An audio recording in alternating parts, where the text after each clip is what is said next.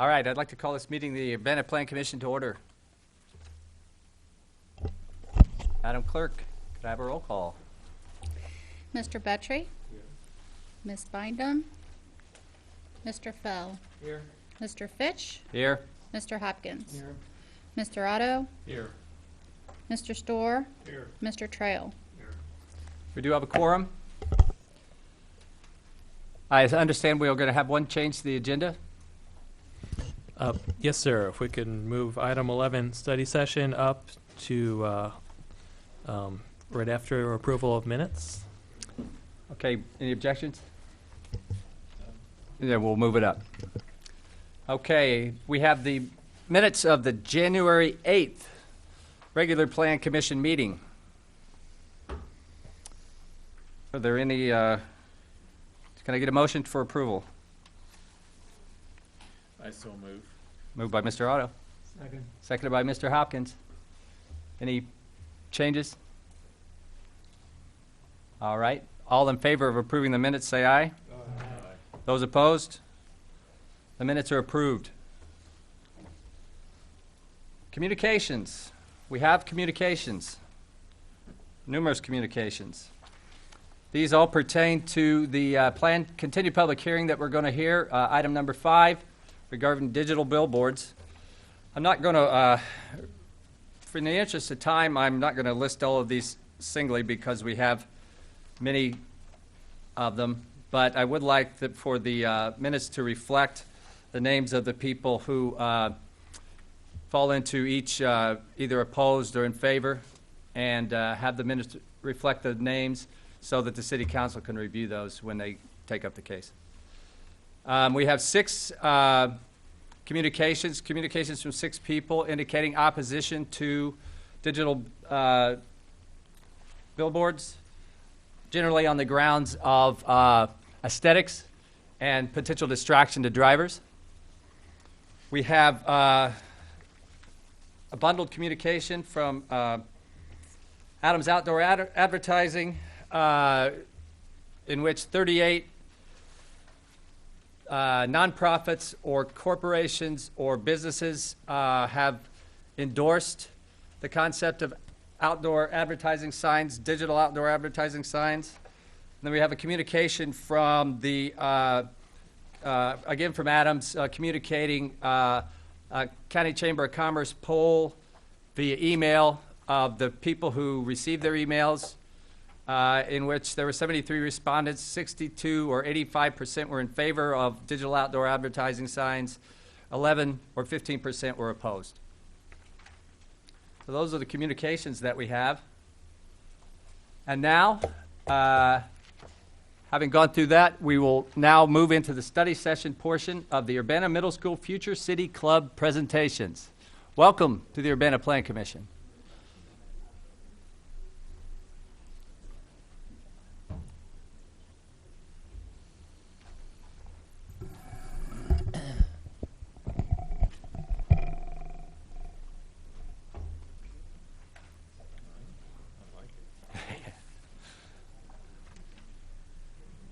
Is that Urbana? 2110 or something. Yeah. Uh-oh. Oh no, you've already got it.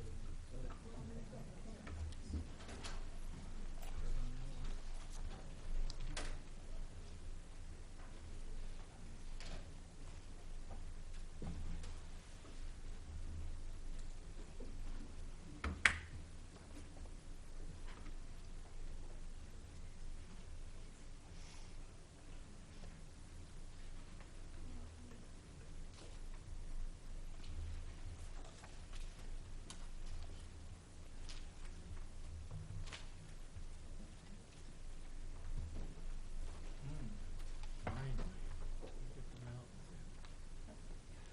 Why? Where are we getting out? They must be expecting something that I don't know about. So we're from Urbana Middle School, and we're taking part in the City Competition. Would you mind stating your names, please? I'm Isaac Worth. I'm Marta Wextersall. I'm Sam Atkinson. I'm Sam Larson. And then Olivia Rosenstein is going to be with us. Okay. Nice to meet you. Please continue. So, Future City is a national competition in which you design a city and That's 150 years in the future. you compete against other teams in your region, and then they will pick one winner to go to the national competition, and that winner will go to a space camp, I think. Yeah. And then, so this year the theme of Future City was the food, like to be able to provide food for a whole city, and to be able to distribute the food in an efficient way. So, what we're gonna be showing you today is we're gonna be showing you our models and our presentations. And our presentation will take 7 minutes, and then we would like you to ask us questions for around 5 to 8 minutes. So that's what will be happening in the competition in Chicago. Okay. Going to run. So we have 2 groups, and you guys are gonna go first. So Sam.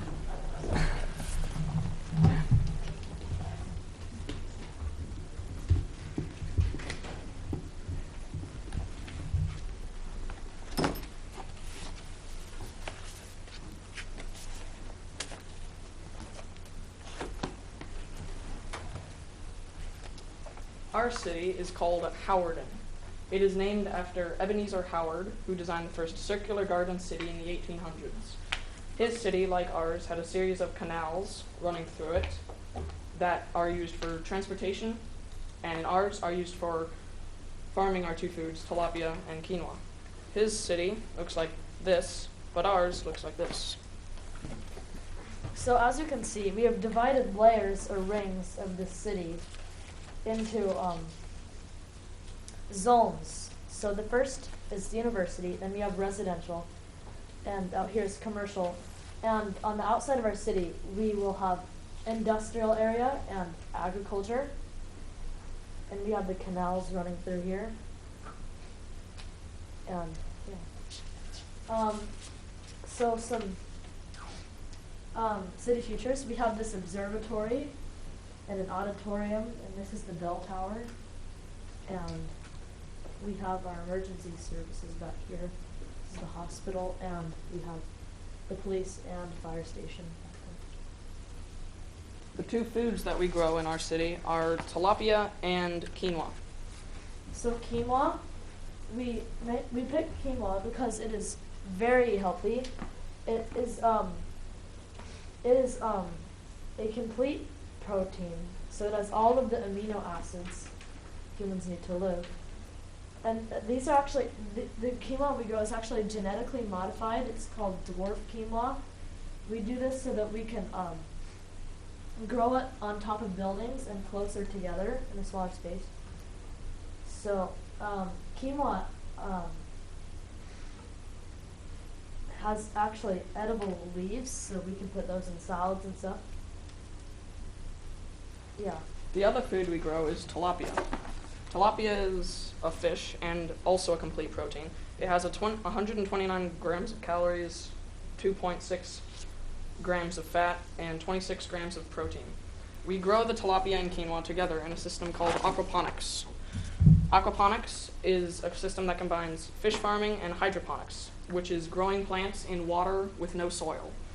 How it works is fish are grown in a tank, and then the fish waste is pumped to a filter where microbes in the filter will turn the ammonia into nitrites, and then from then into nitrates, which are good for plants. It is then pumped up to the plants, which filter it and clean it. It is then pumped back to the fish, so the fish have healthy water that's good for them.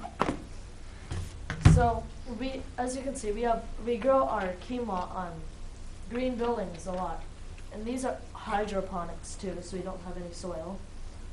We have this water blimp that flies around and waters the rooftop gardens and harvests them. It collects water moisture from the clouds, which is a technology that they are still developing, but it does exist right now. And we have hobbit holes so that we can, well, they're underground houses locally known as hobbit holes, so that we can easily grow quinoa on top of them. And some buildings will have rotating green walls so that they can face the sun. As you can see, many of our buildings are white. They are this way because sun will reflect off of them, reversing the greenhouse effect and slowing it down at least. Also, the wall gardens are slanted so that water can run down without making the soil too heavy and distributing the water along the wall. Our city has transportation routes with these roads. The roads are not used for personal cars, they're used for buses.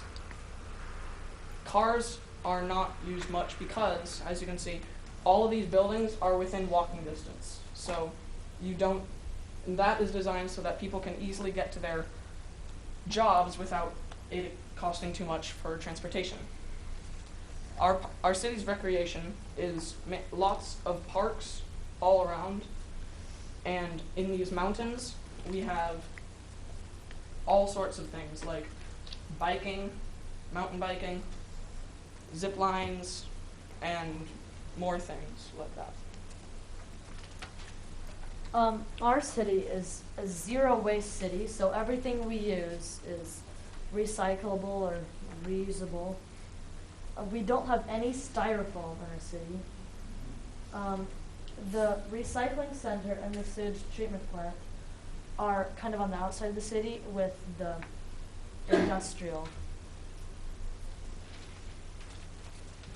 Our city has advanced emergency services.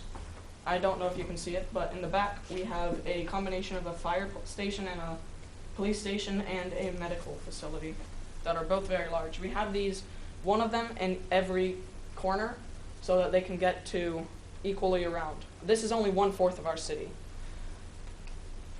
Energy, our city has runs entirely on wind. We have a windmill back here. And we have a dam in our canal that powers a lot of our city. And we have solar panels. And this wall right here is a power conduit that gets power around our city. All of these things help Howardton to become one of the most successful and self-sustainable cities. That's our city, Howardton.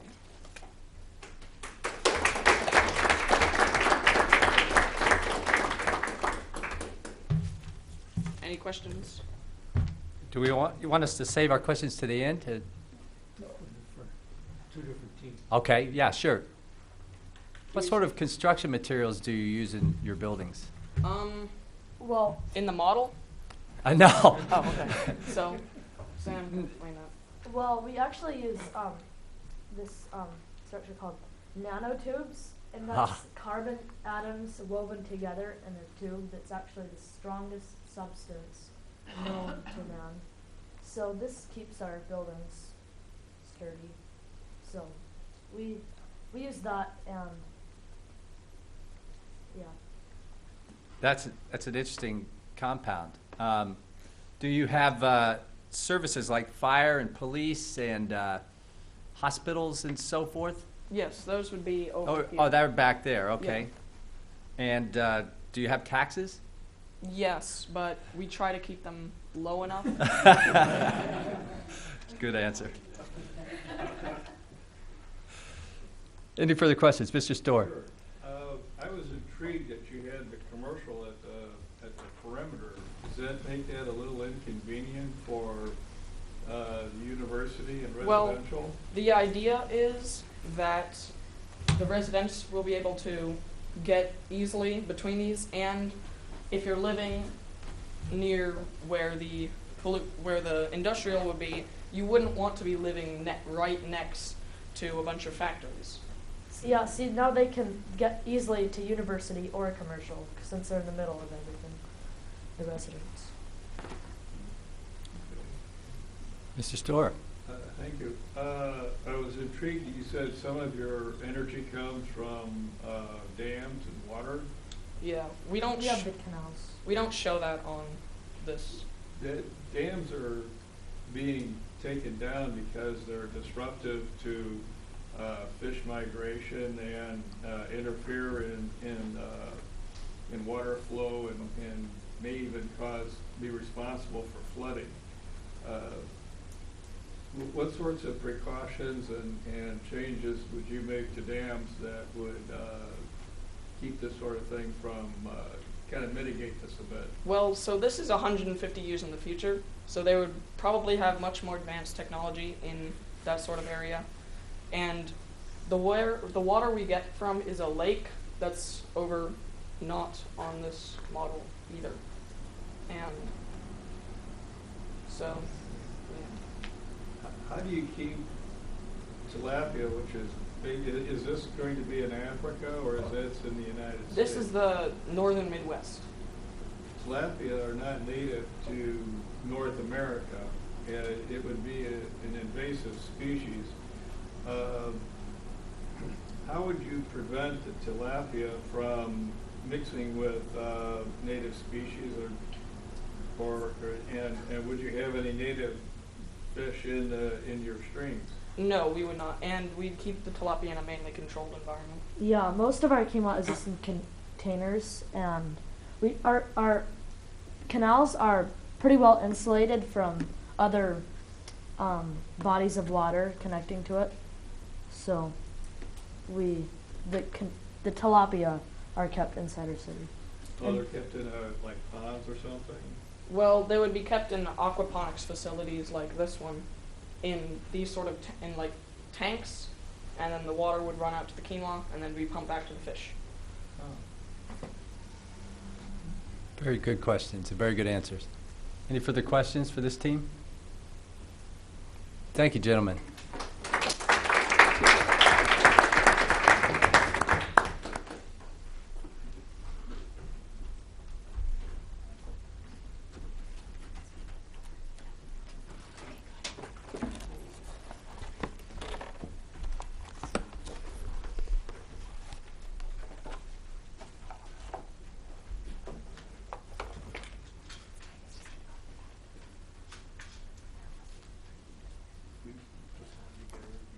Jeff.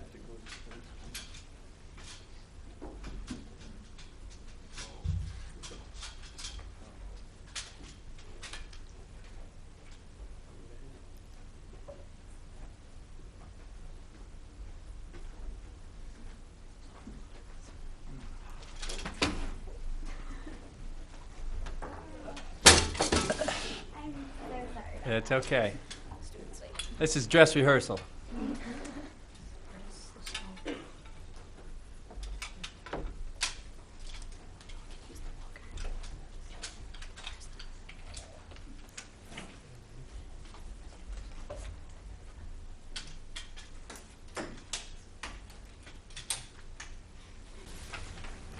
Okay.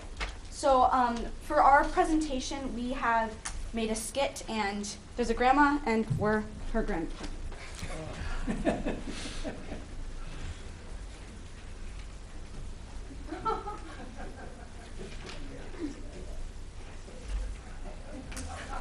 Thanks, Grandma, for bringing us to the City Planning Museum today, even though I already know all about Alamonia. I do live here, you know. Marta and I have grown up hearing all about the city's unique bullseye design. And I've gone to the hub nearly every day. In the center of our city, we have schools, the library, city services, and more. Look, Grandma, this display shows all the zones and their functions. It's wonderful that these zones work so well now, but do you know about the challenges that Alamonia once faced? Honestly, it was a pretty bleak place. What was Alamonia like when you were a little girl, Grandma? Well, I'll start in the beginning. The beginning of time? No. As you can see, as it says in the booklet, in the beginning, Alamonia was built during the coal boom 150 years ago. Wait, what's coal? I know that. It's what cities used in the olden days to make electricity. But coal is very dirty and bad for the environment. But now we only use wind and solar power which is clean energy, and they come from renewable resources. That's right, Marta. Coal was mined in this area, but eventually there wasn't any left. And all we had to show for it was the toxic soil and water that was left behind. Most of the people that lived here had jobs in the coal companies. And when there wasn't any income from the coal left, it became very hard for people to feed their families. But we raised kale and chickens in roof gardens on balconies and in vertical farms. I know, because I've scooped enough chicken poop to last a lifetime. Weren't kale and chicken eggs enough to feed people and their families? Those technical solutions weren't invented then. It was a real crisis, but the mayor brought together the best experts he could find. Actually, I was one of those experts. Wow, that is really awesome, Grandma. I didn't realize that you were one of the agricultural engineers that had to come up with a solution. I also remember from my history class that you guys, the engineers, had to research healthy foods that could be grown locally in our climate. Oh, so that is why we are so dependent on kale and chickens. Now I remember learning that experts concluded we had everything we needed to grow two of the most nutritious, sustainable, and economical foods. This display shows our choices of kale as a vegetable and eggs for protein. These two foods were enough to keep our town going until the economy recovered. Yes, that's all true. And the consultants even thought of new ways to design buildings that would be more useful for urban farming and for population growth. Here, you can see on the museum display the transformation of Alamonia.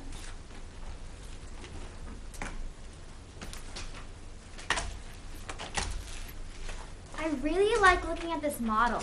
I haven't seen my city from above before. It's really clear on the model how there are lots of different types of buildings.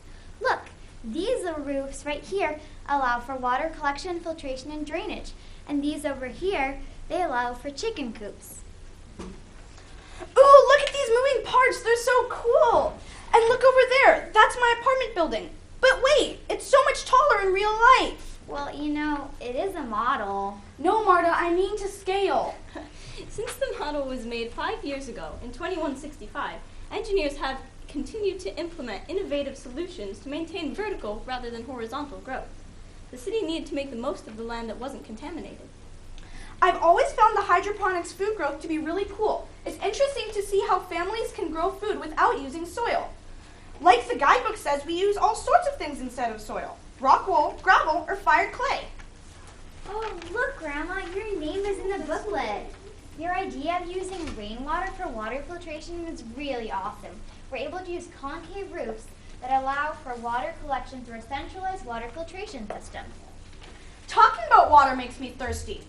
Can we go to the park and get a frozen kale pop? It's really nice there with all the shade. It's like 5 billion degrees in here. Kale pops? Gross. Now, Marta, some people like kale pops. We can do that later.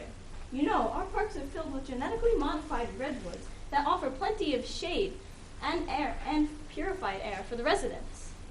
The model really showcases the green space where residents can enjoy the city, and the roads are entirely biker and pedestrian safe. With so many spiking, we have cleaner air. Our city is really designed to promote a healthy lifestyle. We also don't need food imported anymore because we grow our own, and so that reduces the need for mechanized vehicles. But we do have some electric buses for people who have limited mobility. Yes, our city strives to care for everyone, regardless of ability and income level. For example, as you can see on the model, the hub gardens offer extra crops for anyone who does not have a successful farming season.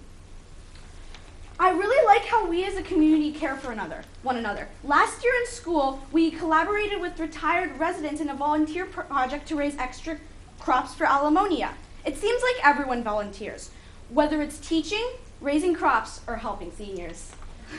With the transformation of the city of Alamonia, it seems like the city took good care, right? The best in medical care, the best in fire and police protection. Well, we did our best with all the engineers that were all brought in to help. More jobs were created, and the city has been transformed. But there are always trade-offs. As you can see on this display, we run the risk of running out of rooftop space for agriculture and water collection. The weather in Alamonia can be quite a challenge for the chickens without a good coop, and we need to supplement our diets with more than just kale. So Grandma, how about that frozen kale pop now? And I would really like a frozen egg blizzard. Sounds excellent. Let's go.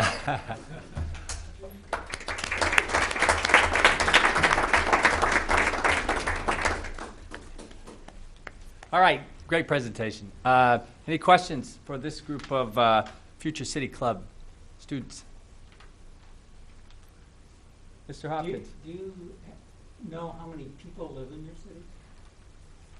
Yes, we have 105 residents in our city. 105,000. Yeah, 105,000 residents in our city. But this display only shows, well, it shows a little bit more than 1/8 of our city, and this is the residential district right here. Excellent. I have a question. What form of government does your city have? We have, Democracy theoretically, I think. yeah. A democracy theoretically or a democracy actually? So, I mean, is it a mayor and council form of government like the city of Urbana has? Yeah. Yes. Good. I'm sure they have a planning commission. I'm sure you have a planning commission. But I noted the high role that engineers played in designing your city. And I was wondering if your parents are engineers. No, yeah.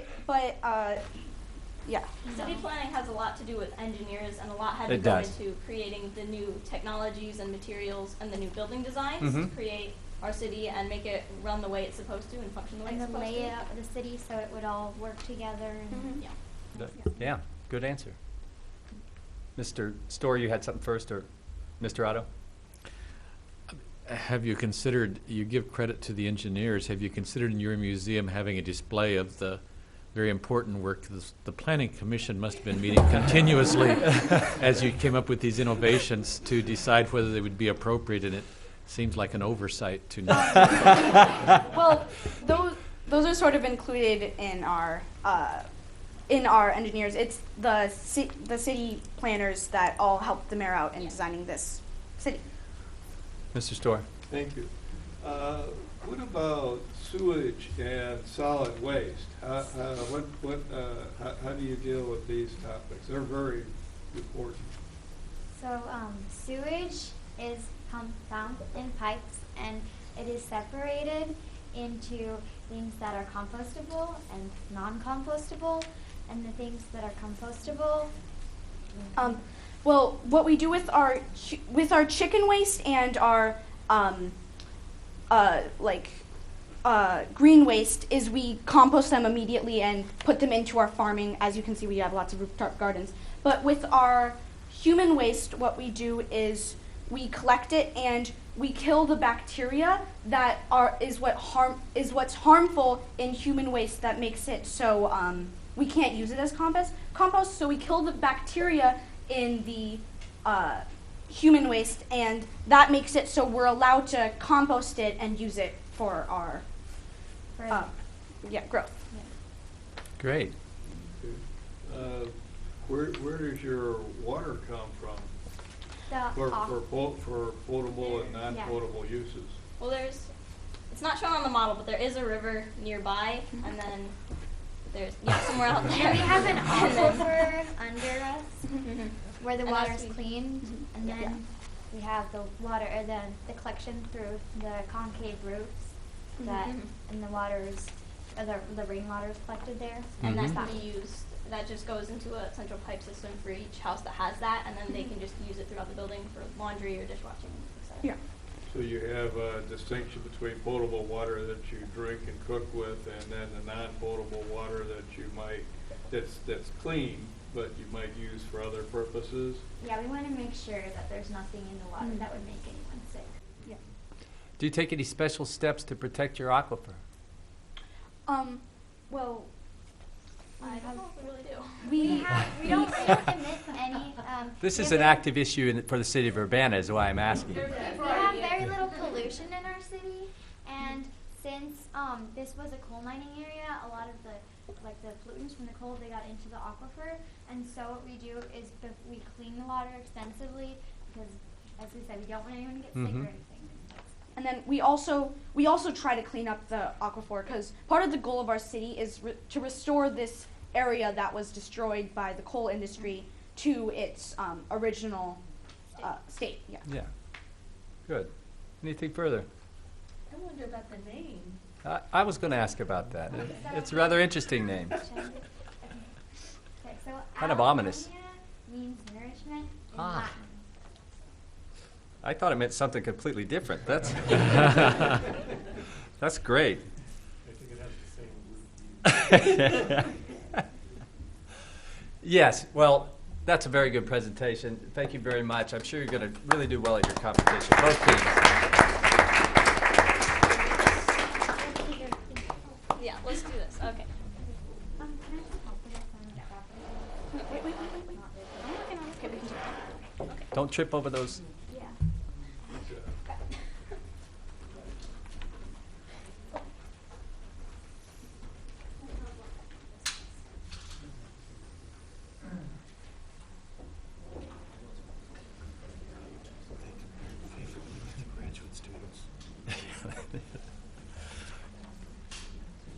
Great. Is that is the presentation completed? Yes. Okay, great. Thank you very much. It was very educational and enjoyable. Thank you. All right, so we're getting back on the agenda, and I will reopen continued public hearing, Plan Case 22T14, request by the zoning administrator to amend Articles 9 and 11 of the zoning ordinance to establish regulations for digital outdoor advertising sign structures.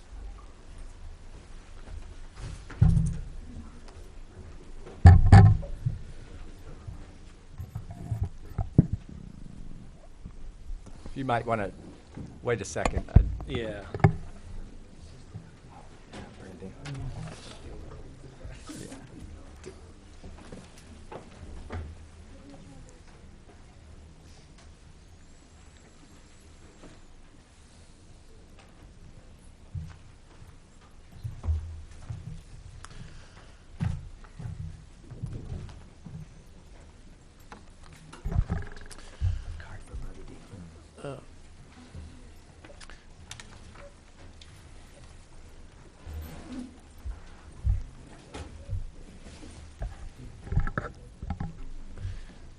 I think maybe I can try Go- to begin a little. Yeah, go ahead. I think Yeah. the heavy machinery's moved. Yeah.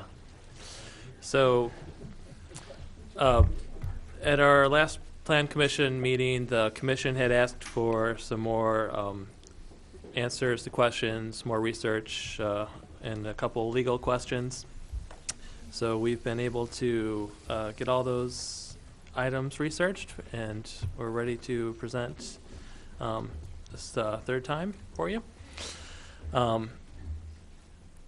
Let's see. There were several issues. The first issue was brightness levels for digital OASS. The commission had questions about how would the proposed level of 0.3 foot candles above ambient levels, how would that look in real life? So prior to sending this memo out, staff was able to go do some measurements. We weren't able to measure things with the lights, with the billboards turned completely off. And then after the memo was sent out last night, we had a demonstration by Adams Outdoor Advertising of a billboard, which about half of you were able to make. So we were able to measure lights, measure light levels with the billboards completely off and turned on to full white. Again, the measurement method for the proposed limits would be to have the billboard turn completely off, and then to take a foot candle measurement of the ambient light levels facing the billboard, and then to turn it on at white, 100% white, and then we would measure the difference in light levels, and 0.3 foot candles is the proposed difference that we're had proposed. So doing so, last night we found at the spot we were at, the difference in light levels was about 0.22 foot candles. We took measurements. It was around 0.45 foot candles of ambient light levels, and then about 0.667 or so with the light turned on. And then, of course, with the advertisements and display, it would be slightly less bright than a full white display. There were questions about what does the City of Champaign do. We talked to Champaign planners. They do not have a quantitative light level limit. They just have a qualitative statement in their ordinance. They say that the light levels need to adjust to match ambient conditions. So all of their billboards in that city, they don't measure the levels, but they haven't had any complaints, is one thing that the city planner had said.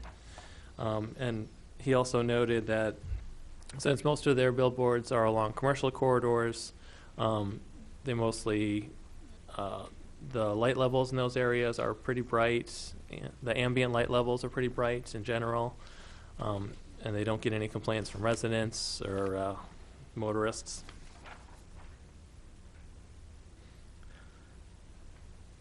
And then I just had a couple photos to show. This is the billboard on Neal Street, I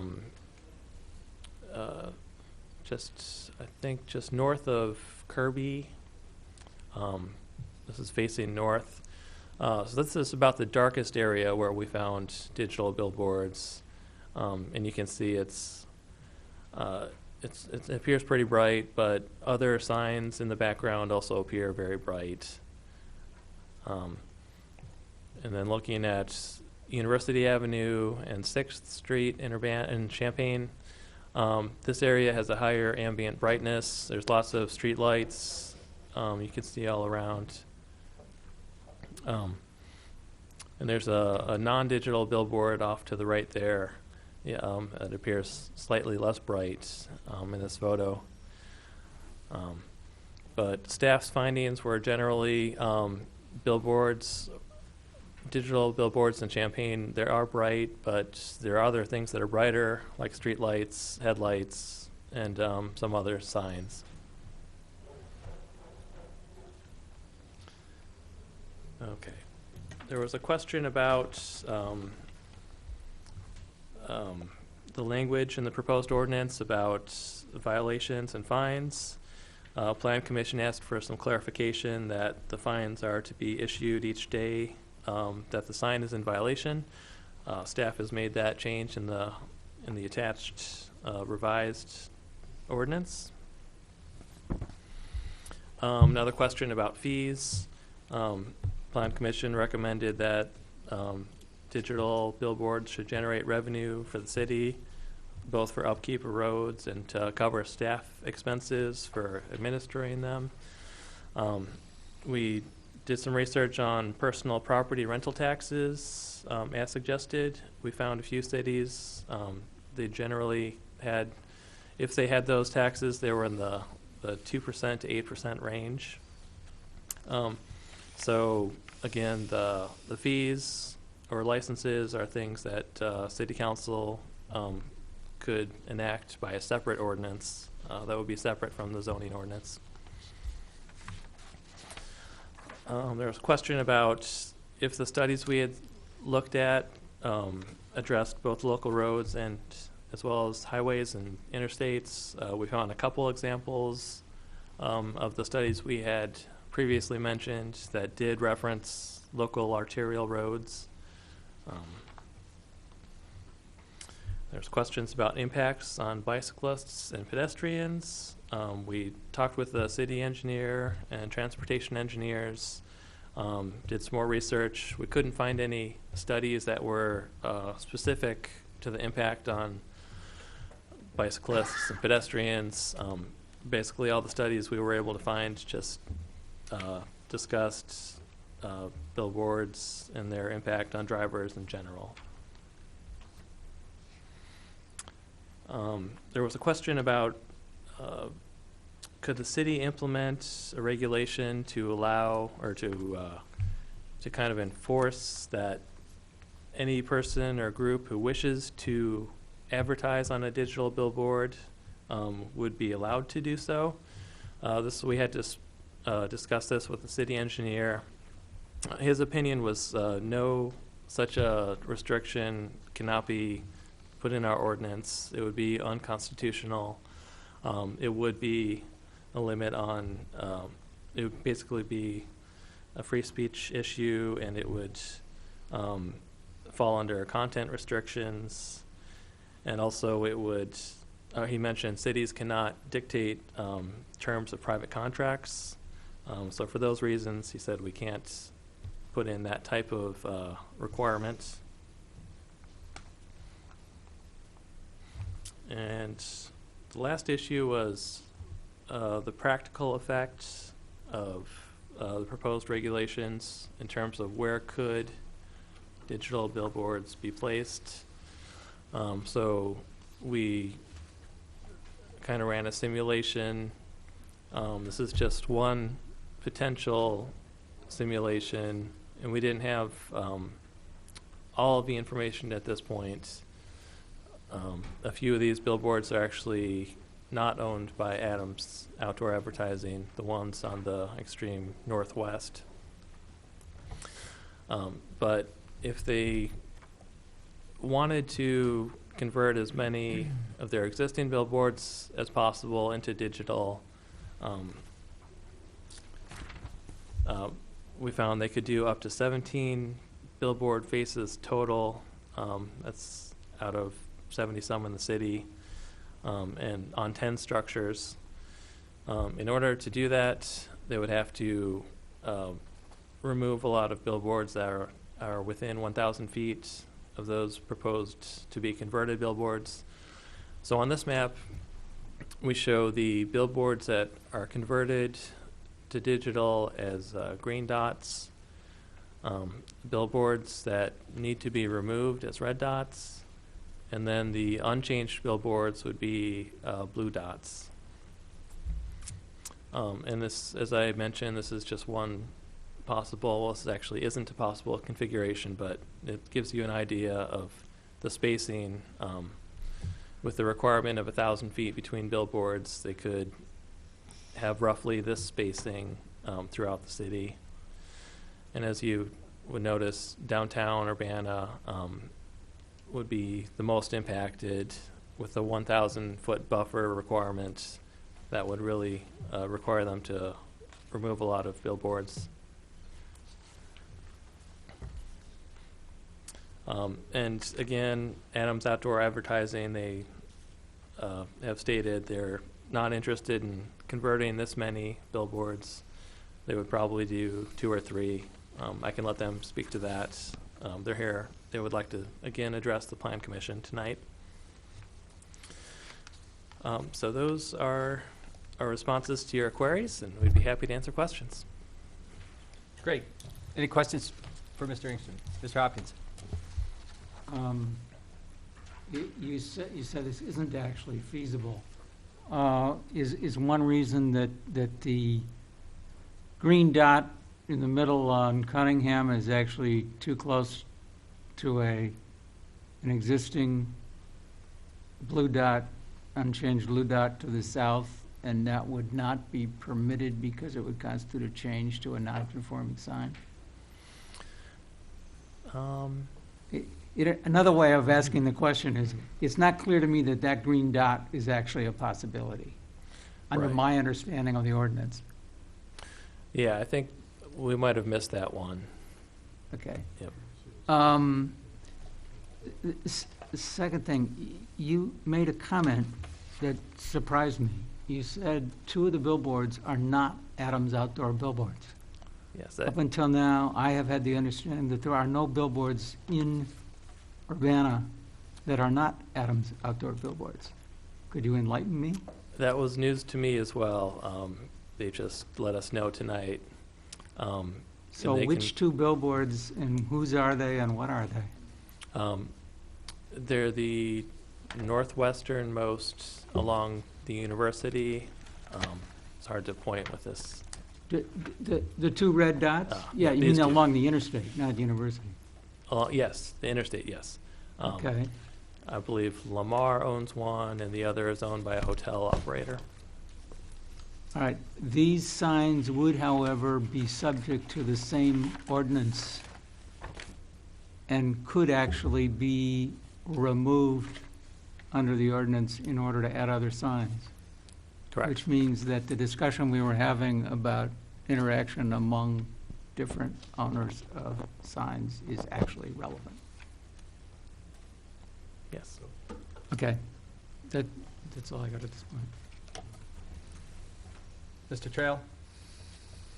Just quickly, in the event of two owners of signs within 1,000 feet of each other, on what basis would the city decide which one would be allowed to do a conversion?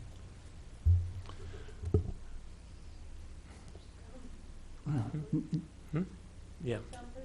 Mm-hmm. Yeah. But, Go ahead, Mr. so, Hopkins. so, let me follow up again. Into the current wording in the ordinance, is it permissible to convert a non-conforming sign, which remains non-conforming, to a digital sign? That would not be allowed under the currently proposed wording. Okay, so the question just asked Yeah. is none of them can, regardless of who comes first. Am I missing Right. something? There's a competing location with 1,000 feet. This is what we've done in the past. First, who comes in would get the permit. So that, I thought that's But in what this was- case, the three already, we're assuming they already exist. That's the question you were asking, or was I missing something? Kind of what I'm trying to get at is if you have two signs that that could be converted theoretically that are within 1,000 feet of each other, right? Well, because they have different owners, that means one neither could convert, I think. Correct. That's In what I'm essence, trying to without say. an agreement with the other to dismantle their sign. Yes. Correct. Mhm. Does that present any sort of issue for the city, or if we were to suggest that this should become law, that it would create a situation where both might be able to do a conversion? It wouldn't allow both of them to convert. They would have to work it out amongst themselves, basically.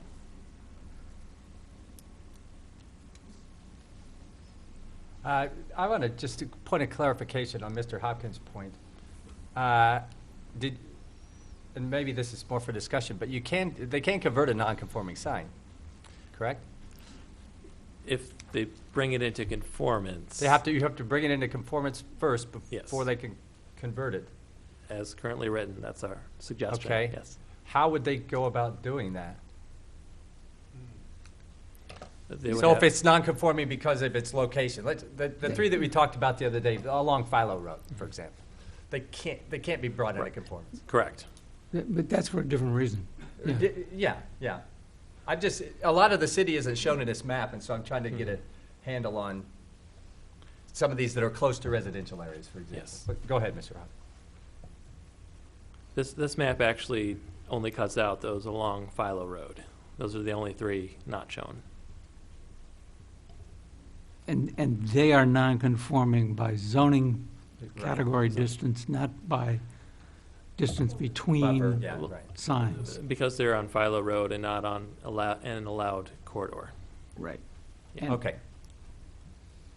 Those were the three I was. And the parts of the city that are missing, clarification here for me, include no permissible locations under the proposed ordinance or any conforming signs. I'm sorry, what's the question? All right, you're not showing us the whole city. Right, But correct. that's okay because there are no locations in the part of the city we're not Yes. looking at in which signs could be placed. Yes, correct. That's a better way of phrasing what I was. Yeah. Great, thanks for clarifying that. Mr. Otto? That includes along Route 130, On the east side, there would be, I haven't driven that recently, but along 130 south of, well, south of University, south to the city limits, south to Windsor. Correct. A lot of that currently is undeveloped, but zoned, so per zoning, there wouldn't be any. Right, yes, High Cross Road is not one of the allowed corridors. Just University Avenue and Route 150 would be out on the east side. Any further questions for Mr. Engstrom? Mr. Otto? Oh, sorry. On the issue of the fees, I'm the one who seems to care about that a lot. If we were to recommend some form of zoning ordinance change that allowed a sign and the city adopted it, and then considered the issue of fees, it would be too late, right? Because if we tried to impose fees after, as soon as this ordinance would be adopted, if it were to be recommended to the city and they adopted it, the next day someone could come in and ask for a permit. And if the city does not yet have considered the issue of do they want to research ways of generating fees from this, it would be assumed that sign companies would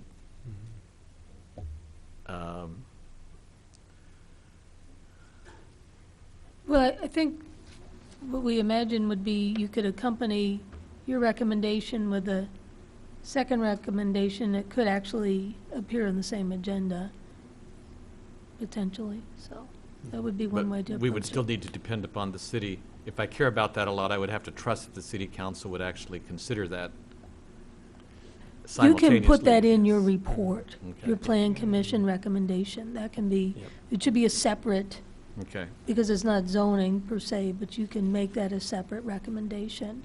And we can bring them both forward at the same time. One more, Mr. Otto. The issue of the access to signs is also very important to me. And I wish the city attorney had been here so we could ask him questions. And I think I might need to be able to ask him questions before I'm satisfied on that. On a federal level, on net access to the digital lines, they're calling, Obama is asking the commission to say net neutrality. So everybody has access. There cannot be discrimination based upon the business or the ideas or so on of people. It strikes me, I guess I'm a little bit skeptical, and I wish I could ask him for more background on his reasoning on why it is that it's an infringement upon free speech to say that if we grant you the right to use this medium of communications, it must be available to anyone who is willing to pay your fee structure. He wrote it was an email, but he explains how that's limited. So that's in the communication, as I recall. Oh, I don't think we handed that out. Yeah, we did not get the memo. So Do you want me to? We can copy it. Yeah, I can do that. It was, it's not a full memo, but Jeff summarized it, but it does address that issue. So we'll find that. Great. Mr. Hopkins? Another quick question. Lamar is a commercial billboard company, correct? I believe so, yes. Okay. Have they been notified? No, we were not aware of them until just tonight, right before the meeting. Okay. The hotel that owns the other sign is a local hotel? Do we know who the owner of it actually is? I know which hotel it is, so I can figure out, find out who the And owner I'm is. guessing, given that answer, that they have not been notified either. Correct. Okay. Mr. Storr? Thank you. If fees are imposed on the outdoor advertising structures, how much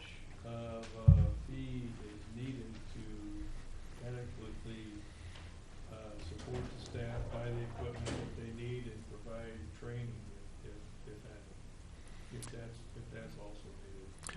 I assume it would.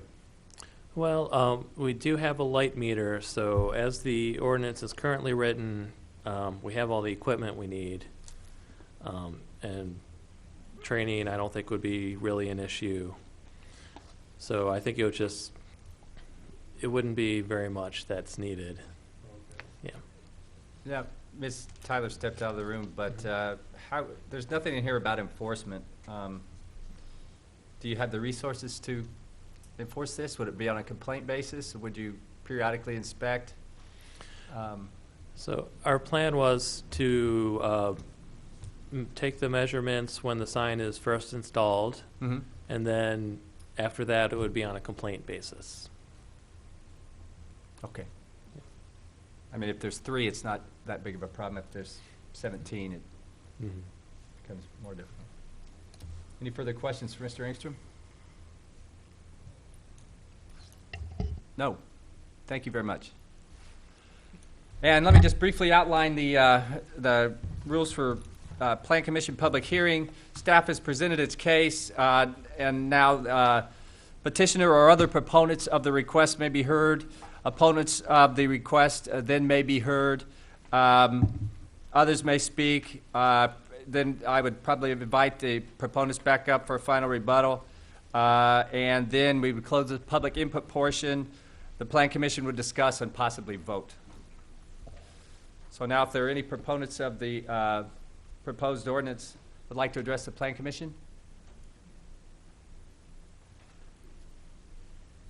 And just state your name and who you're representing, if anybody. My name is Kane Kaiser. I'm with Adams Outdoor Advertising. We're at 1711 Dobbins Drive in Champaign, Illinois. First off, I'd like to thank all those who attended our demonstration the other night, and also to thank the rest of you for continuing the discussion. I hope everybody had some questions answered by Jim. He was a great guy. First time I'd met him as well. So I think overall it was a very good for all of us to see that. For a summary, to recap a little bit of what Jeff went through, the proposed ordinance is 0.3-foot candles above ambient light conditions, and the measurements we probably took about 20 while we were out there, were all between 0.22 and 0.25. Jim also brought out a chromatity meter, which measures light power at the source. So a couple examples from around there, just to recap. The Bob Evans parking lot light, 850 nits. Our sign was 111. And then we measured the Super 8 backlit sign and the La Quinta backlit sign. The Super 8 sign was 91 nits and the La Quinta was 70. Also to recap, we do shut our billboards down, our digital billboards down from midnight to 6 a.m. To conserve power, and also there's not enough traffic to justify leaving them on. And also, what was mentioned earlier as well, just wanted to point out that we do have 38 letters and petitions in support, of Urbana businesses and nonprofits. And to recap, the chamber poll, 85% was in favor, 15 was opposed. And I guess I can answer some more questions on the whole interstate and the 2 signs that are not ours. The furthest one on the northwest would be Lamar's sign. The next one is Harish Patel. He owns the Super 8 on Market View Drive in Champaign. And the caveat on digital or on any billboard on the interstate, especially new ones, most of the ones you'll see, except in bigger cities, will be on wood poles, or they'd be very old monopoles. The reason for that is you have to construct or convert any inventory on the interstate. You have to prove that either the sign was located within the city limits since September 21st of 1959, or you have to prove a continuous commercial or industrial use from September 21st, 1959, and you have to, and the way you prove that is most likely through tax records showing that there hasn't been a gap in ownership. So it's very interesting on that. But I can answer any more questions to that effect. Mr. Hopkins? So the regulations you're referring to just now are federal Beautification Act regulations? It's Illinois Department of Transportation. But they're actually federal. Well, okay. My impression is they're actually based on federal legislation. It was called bonus states. The Right. states Which that bought is into under it. the federal legislation. Yeah, okay. Yeah, but it was enforced by individual states that were into it. Right. Yeah. And digital signs under those regulations are actually currently under Supreme Court. There's a Supreme Court case, as I understand it. Yeah, because the conversions, to convert an existing sign, you have to re-permit it, and if you can't prove the rule of 59, as it's known in the industry, you won't be able to convert it. You can keep the existing sign as a legal non-conforming sign, but you wouldn't be able to convert it. Any further questions for Mr. Kaiser at this time? I did have one question, and I don't know that it's particularly material, but how do you feel about the issue that Mr. Otto was asking about of requiring free speech, basically, the net neutrality, or in this case, digital billboard neutrality? How would Adams feel about that?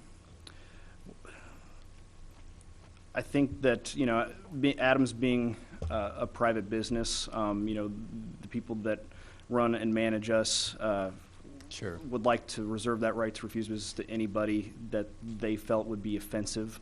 Like we have a policy, no sexually orientated businesses can do business with us. Things like that. Yeah. Okay. All right. Any further questions? Mr. Storr? Thank you. We were looking at a sign that had a 10-second refresh or Correct. change. And is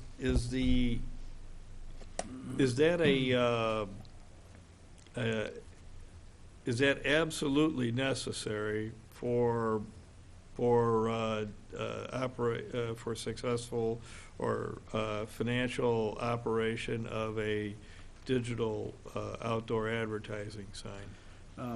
For us, yes, only because, being part of a network, and when people can buy a network, they like to see continuity between their program, and if we're going to sell a certain amount of spots for a certain time, it would be hard to do that if there was a very big difference in the dwell times. All right. Anything further? Mr. Trail? So are you saying that without a 10-second dwell time that Adams would consider electronic billboards not commercially viable? That could be a possibility. But you're not saying that's what their position is?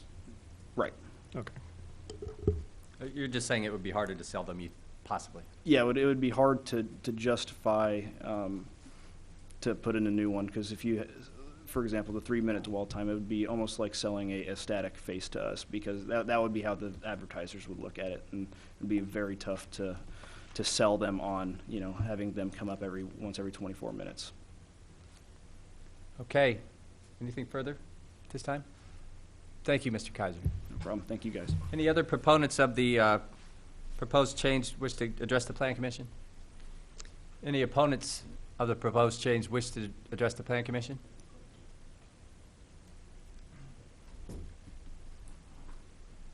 Thank you, and if you could state your name for the television audience. Thank you. Good evening. My name is Esther Patt, and I live at 706 South Kohler Avenue in Urbana. And I have several concerns about digital outdoor advertising signs. The first is the subject that I was just talking about, them changing every 10 seconds. I don't know if you all, which basically makes it a flashing sign. I don't know if any of you had the chance to catch the CBS Morning News the day after your last Plan Commission meeting, but as it happened, there was a story there about some folks in a town in Pennsylvania, West Kittening. I'd never heard of it, but if you know where that is. And this, I looked it up a little bit. It seems like for a year now, this family has been trying to get the city to do something about the digital billboard across from their home that flashes into their house. They say, of course, they can never sit on their front porch, but they even have to, keep the shades pulled and everything, and still it keeps them up at night to have a light flashing every 10 seconds in their house. And those, in that town, I think are a lot farther apart than every 10 seconds. I don't think you should recommend approval of digital billboards, but if so, I think a minimum requirement is that the city should have the power to require that they be turned off from 10 p.m. to 7 a.m., that the lighting just be turned off if there are problems with neighbors. Now, I know the thought first popped in my mind because of those billboards on Philo Road, if you know where I'm talking about, just north of Fairlawn, that are right across the street from single-family homes. And from what I think I understand about how this lays out, those couldn't be switched to digital. But at all these other locations, even along Cunningham Avenue, looking at the direction of the light as to whether it points at anything residential, even if it's up at an intersection, it's still, where's that light going? And I don't think setting the level of lighting will be sufficient. And an example you just showed us is a perfect one, that the digital billboard at that one site in Champaign is much brighter than the traditional billboard that is also lit. Second, this free speech issue, and yeah, I think it's real clear cut. I don't know if you all realize this, but the News Gazette can refuse any ad they want. The Daily Illini can refuse any ad they want. Advertisers can refuse any ads they want. And if they do it for purely political reasons or any other reason, racist reasons, whatever, they have every right to do that. And so here's a particular industry to whom we are considering completely reversing more than 30 years of City of Urbana position to accommodate their desire, but and they're protected. The reason we can't ban them is because the medium is a protected form of speech. Billboards have a right to exist, yet municipalities have cannot impose any requirement on the billboard owners that free speech actually be practiced, or anything equivalent to it. Of course, really free speech is about government not interfering, which was their point. Government can't tell them who they have to allow to advertise, but likewise, they could refuse advertisements to anything that they want to refuse advertisements for, so I don't think they should be getting a special privilege, which I think this proposal is. A third is the issue of distracted drivers. And I know back in the 70s when people were trying to get more street lighting, there were studies that showed that more lights create more crime. Of course, it was hooey, but that's what they said. My personal experience and observation is billboards are distracting. Maybe digitals aren't more distracting than the billboards themselves, but they are. And finally, and this is really the most important point, both the type that we already have and digital billboards are oversized in relation to their surroundings, and that is why so many of us consider them to be visual blight and wish we could get rid of them entirely. On the highway, it makes sense. People are going 70 miles per hour. You need a huge sign so they can read it before they pass it. I don't see the need for that in a city.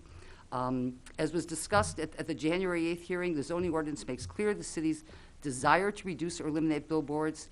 The city can't eliminate them completely, but the city does have the power to maintain the status quo by simply not expanding this.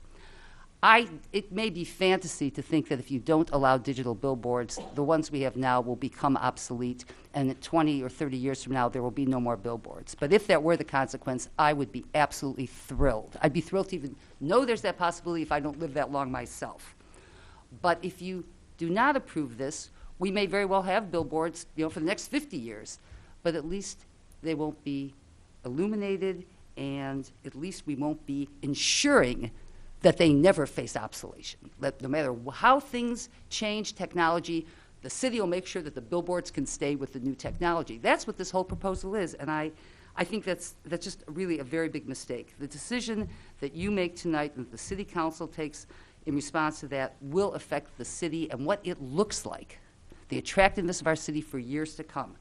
Note that even though the majority of businesses polled by the Chamber of Commerce supported it, 15% of businesses they polled said no. I don't even know why they said no, but I'm glad they did. I do hope you'll consider that the big picture of, do we need this? No, we don't need this. The people of Urbana don't need this.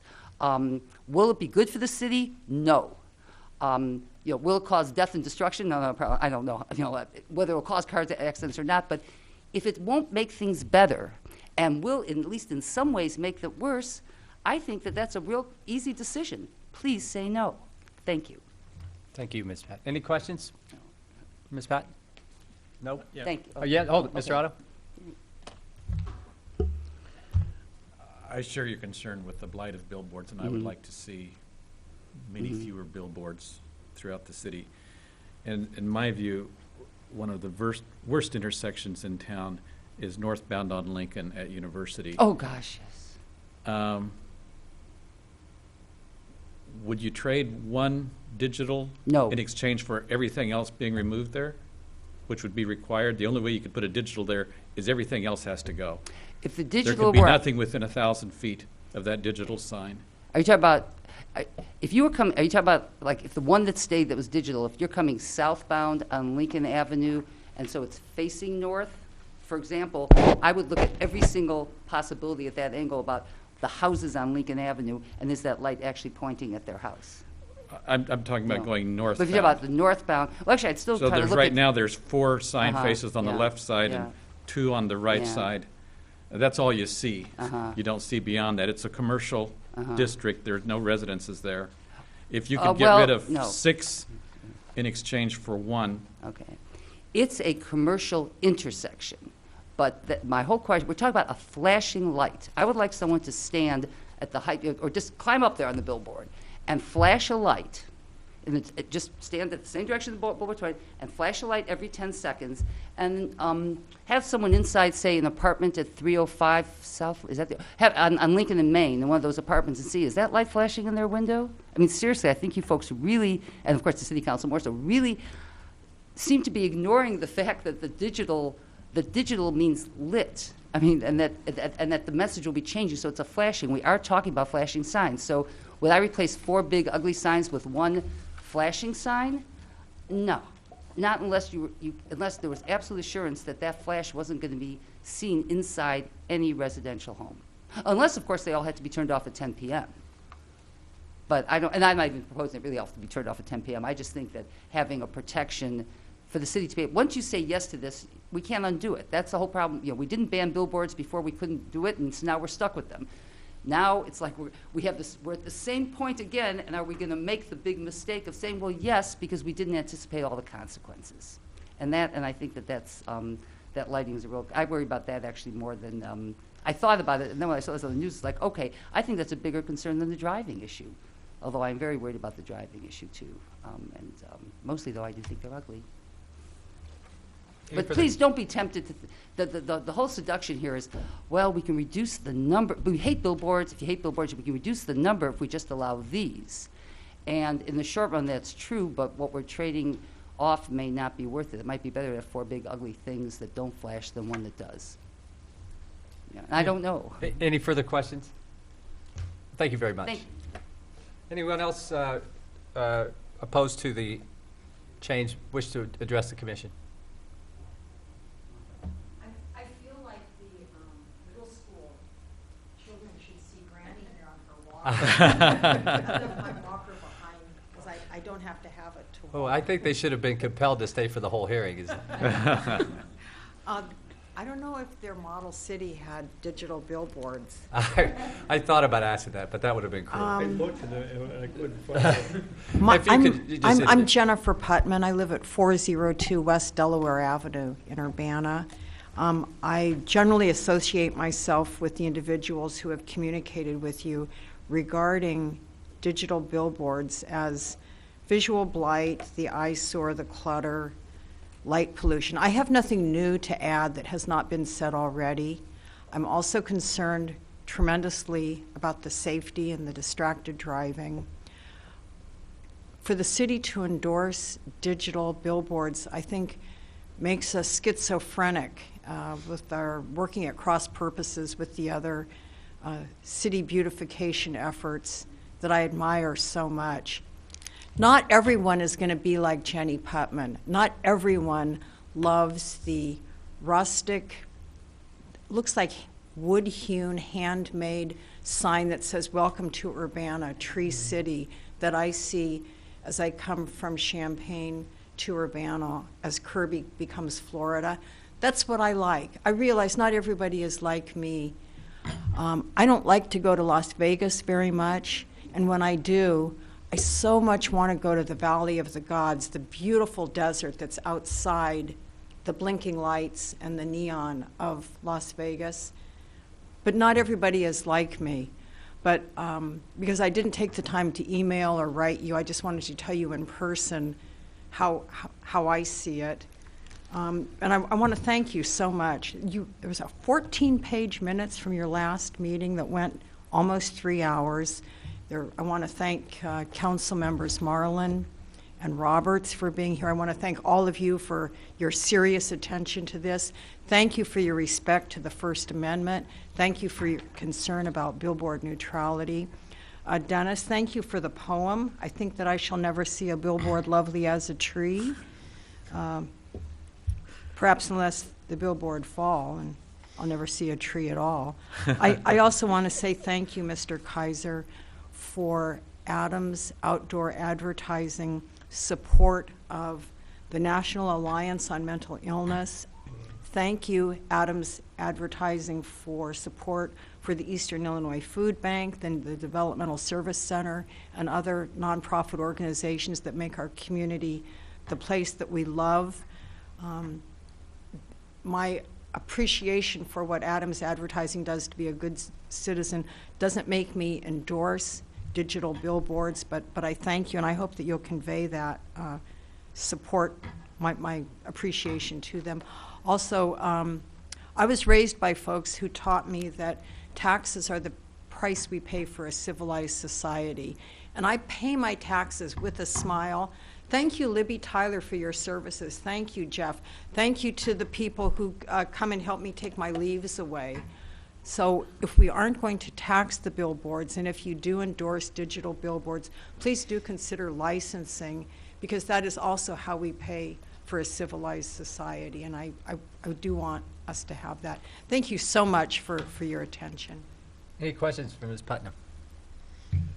Mr. Storr? Thank you. Ms. Putnam, it's a very interesting prospect that you tossed out there about licensing as opposed to taxing. Do you have any further thoughts about that? The thought occurred to me from the volumes that I read. I think one of your fellow commissioners brought it up. But a license, a fee or a license, it was perhaps it was in one of the pages of the 14 pages of your last minutes. I think there was some other fee. Yeah. Maybe it was your idea. No. Any further questions? No. Thank you very much. Anyone else care to address the Plan Commission at this time?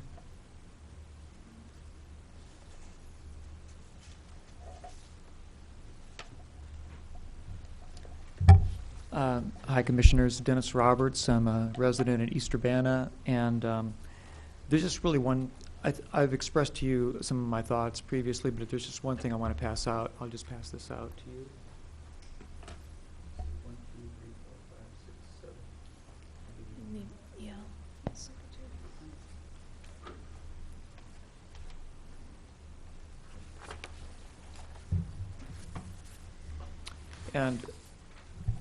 And what this documentation is something that's public record. These are the two adopted corridor beautification plans that we have here in the city of Urbana. One was adopted in 2008, and that's the Cunningham Avenue corridor beautification plan, and it runs from the expressway to downtown, just a little bit past pretty much to Main Street and the overpass near Schnucks of the railroad. And the other plan, it was adopted in 2010, and it is it's a transportation, mainly a transportation plan. It's the University Corridor. I can't remember the name of the plan, and I'm not keeping the name of it here in my hand, but anyway, that these was the are one that affected Springfield Avenue? University Avenue. Oh. And I just want to point out that these plans have been adopted by the city and other partners as well. They suggest and encourage the city to go ahead with several millions of dollars. In the Cunningham Avenue plan is about $8 million, and the university plan has about $4.5 million of improvements, including beautification. Each plan has, the Cunningham plan is all about beautification, and the university plan is about transportation improvements, and there is a large section of identifying beautification hubs and possibilities, of which I've only given you like 3 pages. So I would suggest that as the Planning Commission, you support the intent of these plans, which are also spelled out in the Urbana's 2005 planning document and vision. And I would suggest that if you're going to be choosing about how to allow digital billboards, if you go in that route, which I would guess, I personally would discourage you to do that, but you have the right to proceed because there are other elements that are interested in that.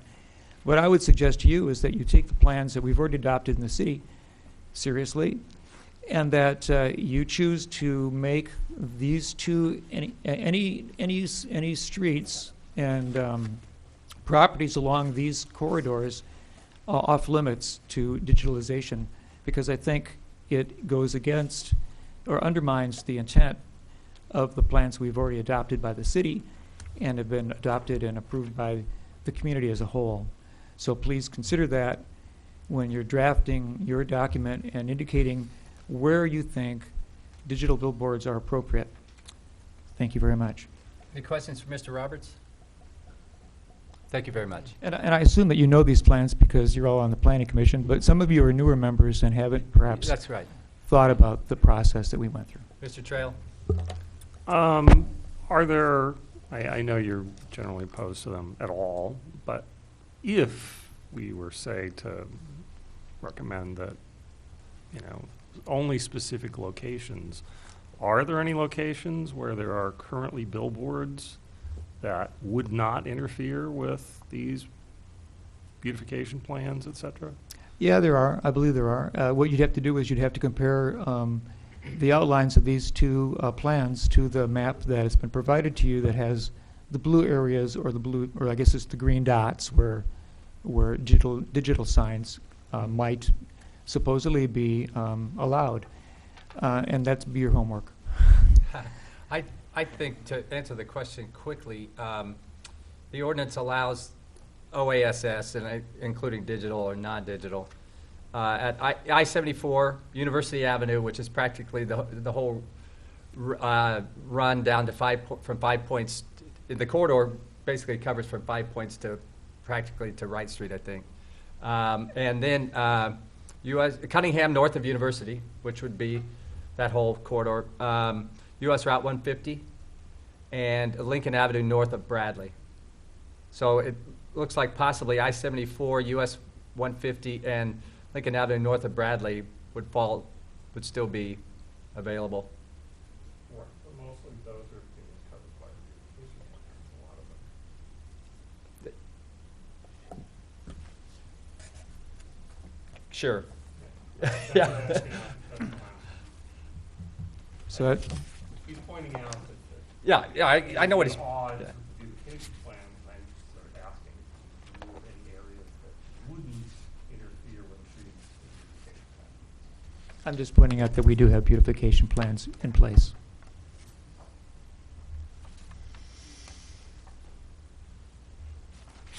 All right, thank you.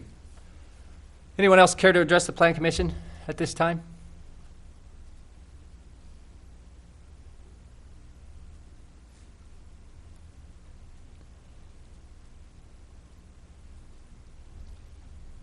All right, if you could just please state your name and let us know your thoughts. Carolyn Colston, and I live at 710 West Indiana Avenue.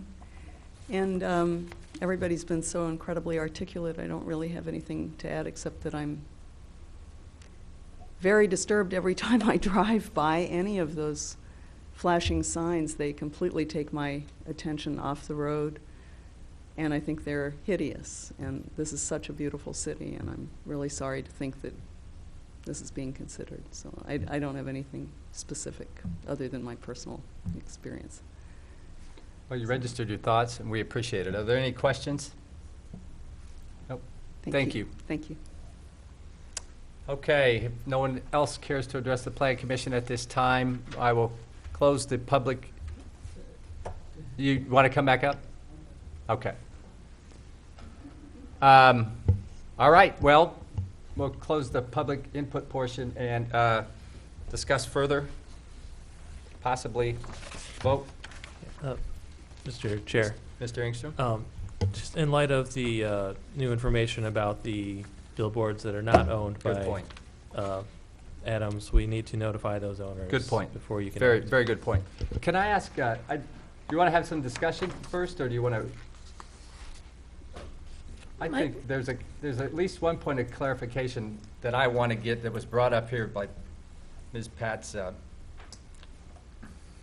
testimony. The issue of pointing digital signs, if we were to approve of pointing at residential areas. I don't see anything in the amendment that we're considering that prevents that. There's some language about not interrupting motorists at intersections. This is actually how they would be oriented. However, when I look at the OAS ordinance itself, Section D, so you've added a Section E to Section 9-6 of the outdoor sign ordinance. And Section D, point 11, and lights shall be effectively shielded from roadways and any nearby residential uses. Does Section 9-6D11 also apply to digital OAS? Yes, it would. So some sort of shielding would be required to protect residential areas? Yes, and there's also a 300-foot buffer required from any residents. Away from residential. Now, what about lights shall be effectively shielded from roadways?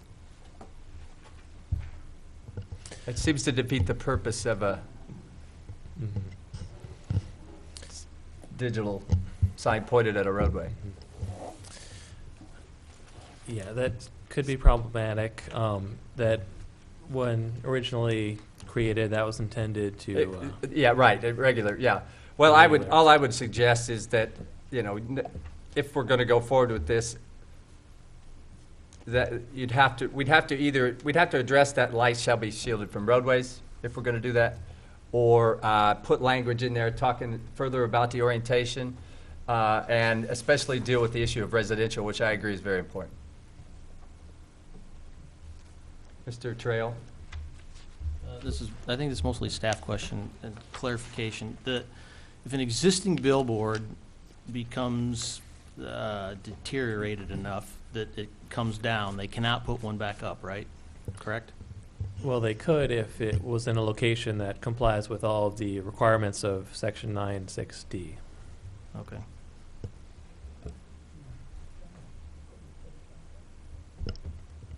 And they could put up new billboards as well. Yeah, provided it meets all these requirements.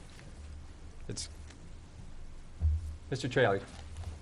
A lot of the area along University, et cetera, the city is encouraging in some of those areas, like multi-story residential development.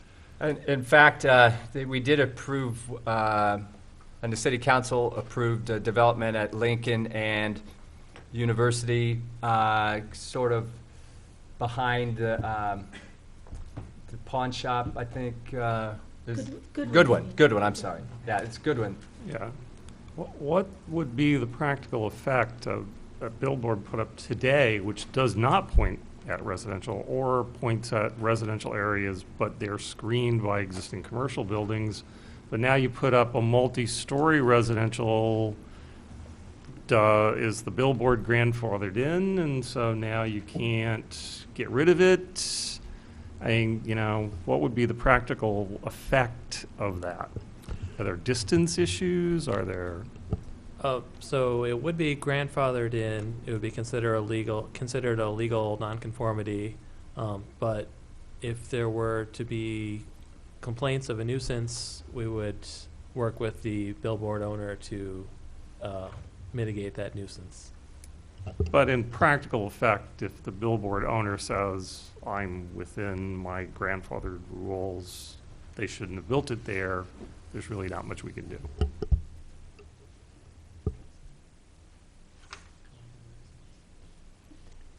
We have that nuisance protection, and that is not changed when, you know, the light is there first, or, I mean, it's not like locating your house near an airport. So that nuisance protection is there no matter when the building was built. And we do achieve compliance.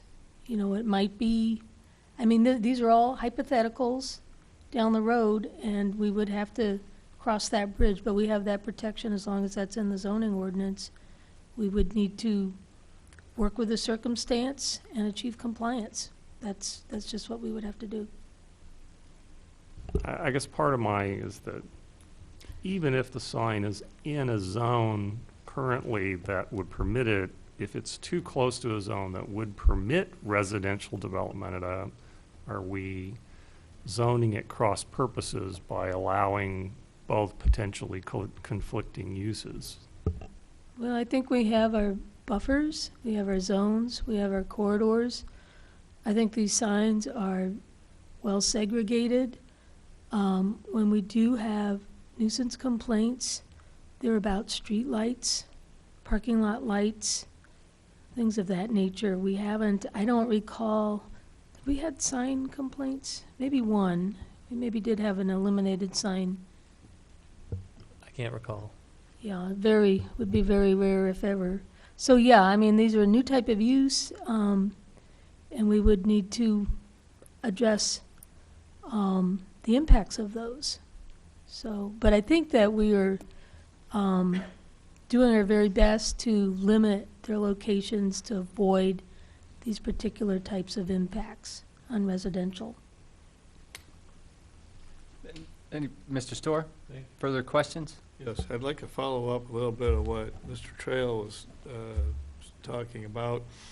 For example, and I'm thinking specifically in the area around Lincoln and University, if there's trees around there that are currently shielding a residence or apartment building or something of that sort, and for reasons of disease or something, those trees need to be removed, would this nuisance complaint still be considered then as a way of saying, well, now the trees are down and Yeah, that does happen. Sometimes you lose a tree and then a light that didn't bother you before bothers you, and then we require it to be corrected. And sometimes the light is shielded or modified, and it's still a problem, and we go back and require again. And in some cases, it just would need to be relocated. So, you know, I think that's potentially a risk of these digital billboards. I do think that they're going to be located in places far enough and segregated enough, but that is something that the owner would need to comply with. So, what sort of time frame is involved in reconciling these complaints? well, we usually have like for something that's going to take adjustments, we'll usually give like a 30-day compliance window. We've had good cooperation. We've had a few that have taken multiple adjustments. Our experience has been more with lights than with signs. So we would be trying different things. Turning it off, requiring that it be turned off in order to comply, you know, at night. That would be one way to resolve that. So I do think, you know, it's a good provision in the zoning ordinance. It's been important where we've used it. I think it's good that it's a little bit open, if you will, because a nuisance is in the eye of the beholder. So we haven't sought to say, set, parameters, specific parameters on that. It's a perceptive nuisance, and I think that's worked well for our residents. Great. Any further questions for staff? Okay, thank you very much. Any points anybody else would like to make or extend the discussion at this time? Mr. Hopkins? I just make one observation that I hadn't thought through before. That the restriction on 300 feet from zoned residential is actually R1, R2, R3. It does not apply to R4 and above. As written, as I understand it in the ordinance. I'm looking at, not at the proposed ordinance, I'm looking at the other ordinance. the existing ordinance, and my understanding is we are not proposing to change that for digital. That's right. So that buffer is actually not there for all residential uses. And a related irony to me is that the site at Goodwin and University, which was just referred to, if I'm inferring correctly from the zoning ordinance, is being built under a special use permit in B3 because multifamily residential is only allowed in B3 under a special use permit, so that must be what we did and why we actually saw that proposal in such detail. You're recalling correctly. And that is also not protected as a residential use under the existing ordinance for regular signs, and therefore not carrying over to digital signs. So there are several circumstances in which the 300-foot buffer from residential would actually not come into play. Right, the buffer is only for those three low-density residential zones, but there is the nuisance provision, which is from any residential use. Right, but part of the logic of zoning is to make nuisance individual cases efficiently resolved by regulation. Anything further along those lines? Yeah, I would just, we can look at those buffers, but if you look at the zoning, and maybe the special use permits would be an aberration there, but if you look at the zoning along these corridors, I think there'd be very few places where you would find any of the R zones. So I think that is a way to segregate it.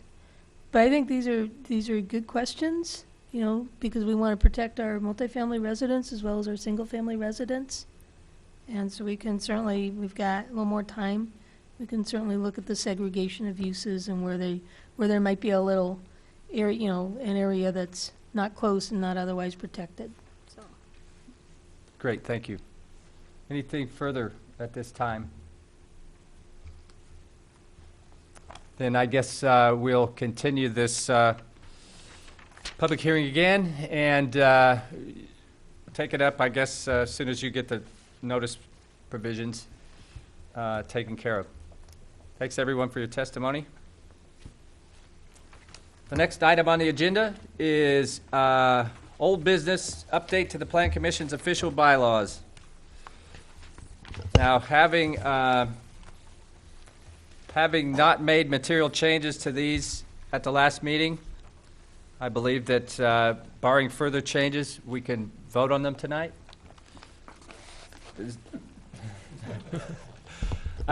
So what I'll do is just ask if there's any discussion or if there's any further changes that anybody or areas of concern that anybody would like to talk about. Speak now. All right. Well, in that case, if anybody, would like to move these, presumably for approval. I move the approval. amendments to the bylaws.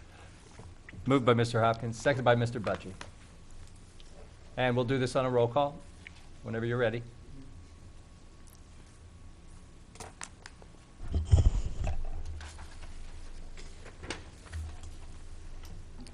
Mr. Fell, Yes. Mr. Fitch, Yes. Mr. Hopkins, Yes. Mr. Otto, Yes. Mr. Storr, Yes. Mr. Trail, Mr. Petrie. Bylaws are approved. And that's final action on the bylaws. So thanks a lot for everybody's input in the study session and everything. I'm glad we got that done. And so 1 year from this time, we can expect to do it again. So, all right, well, is there any, we don't have any public hearings or any new business. There is an audience participation. Would anybody care to address the commission on any topic of their choosing, well, within reason? Is there a staff report? No, sir. We've had our study session, so we're adjourned.